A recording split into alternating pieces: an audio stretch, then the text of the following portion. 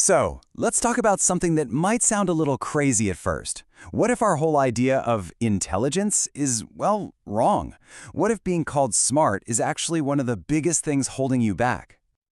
Come on, think about it for a second. I bet you have. Maybe it was a parent, a teacher, maybe a boss. Someone called you gifted, sharp, or the smartest person in the room. And you know what?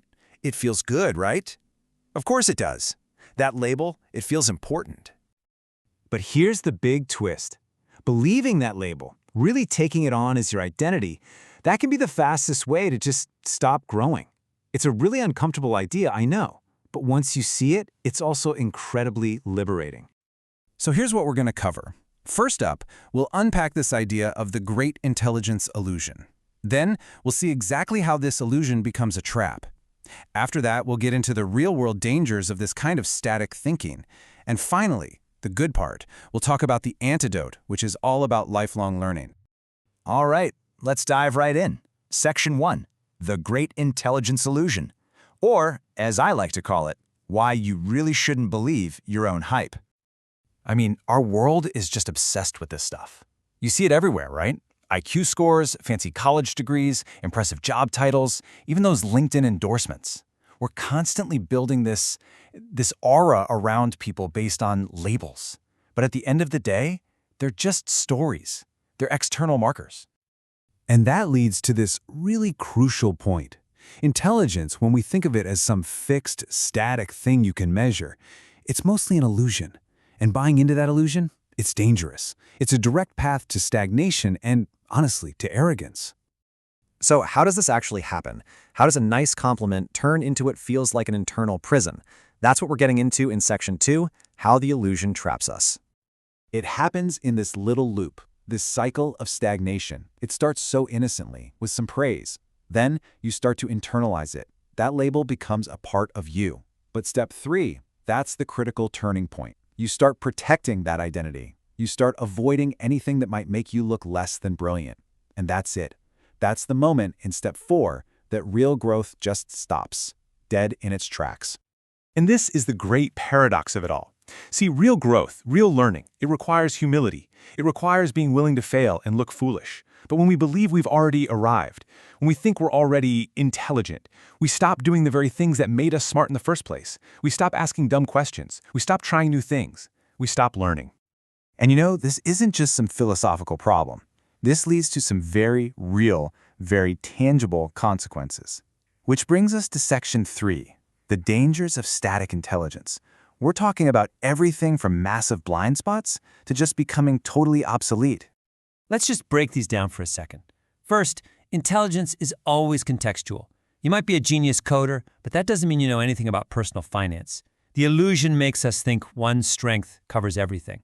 Second, it creates delusion. I mean, the moment you think you're too smart to be wrong, guess what? You're perfectly set up to be wrong.